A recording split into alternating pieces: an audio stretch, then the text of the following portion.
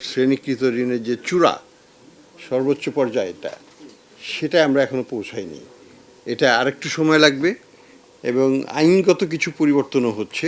আপনারা জানেন যে আগে যেটা 180 দিন ছিল সেটাকে 90 দিন করা হচ্ছে এখন। ফলে শ্রেণীকৃত ঋণের পরিমাণটা একটু বাড়বে, অ্যাক্সিলারেটেড হবে আর কি। যেটা বাড়তই 180 দিন পরে ওখানেই যেত, কিন্তু সেটা এখন 90 দিন পরে সেখানে চলে যাবে। তো সেই কারণেও আমরা একটা ফাস্টার অ্যাক্সিলারেটেড দেখব, মানে ক্লাইম্বিং অফ এনপিএলটা হবে। এটা এটা এটা আমরা শঙ্কা না, এটা বাস্তবতা।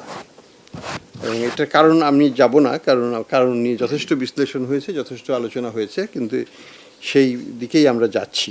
আমরা জানি যে আগে এটাকে কম করে দেখানো হতো বিভিন্ন কারণে, এবং এটার পরিমাণ ছিল 9% মতো। তো এটা 9 থেকে 20 হয়ে গেছে এবং আরও 9-এর বেশি বাড়বে, এটাই আমার ধারণা।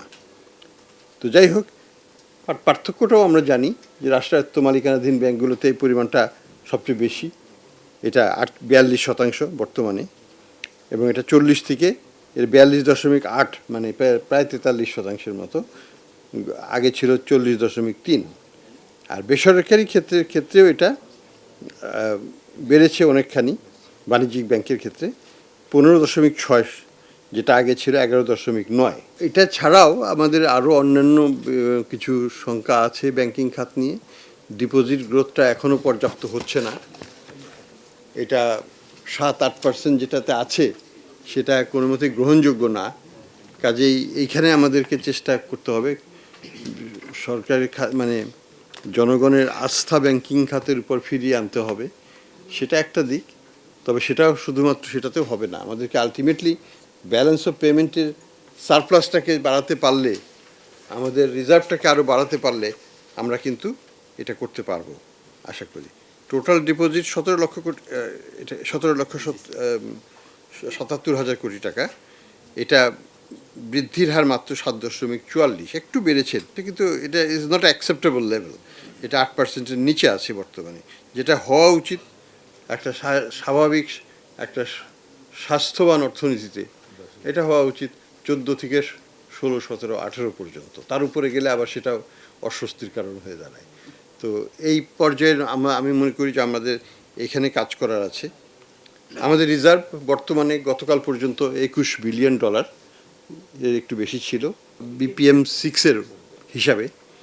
IMF-এর যে স্ট্রিক্ট ডেফিনেশন আছে সেটা অনুযায়ী এটা আমাদের উন্নয়নটা ভালো। এখানেও মোটামুটিভাবে বলা যায় যে একটা স্বস্তিজনক অবস্থায় আছি।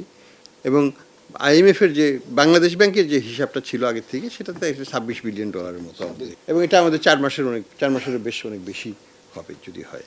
আর IMF-এরটাতে 4 মাসের একটু কম হবে হয়তো। তো আমাদের লক্ষ্য থেকে আমরা বেশি দূরে নয়। আমার কাছে মনে হয় যে আমাদের IMF হিসেবে আমাদের লক্ষ্য হওয়া উচিত অন্তত পক্ষে 4-এর থেকে বেশি। তো আমরা 4-এর কাছাকাছি চলে আসছি।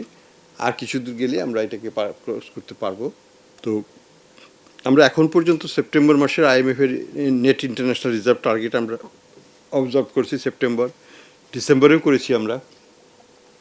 আমরা আশা করছি যে মার্চেরটাও আমরা করতে পারবো উইথ প্রপার অ্যাডজাস্টমেন্টস ফর IMF-এর যে ডিসবার্সমেন্ট সেটা হয় নাই, সেটাকে অ্যাডজাস্টমেন্ট করে আমরা হয়তো সেটা অবশ্যই করতে পারবো। বর্তমানেই আমরা করতে পারবো।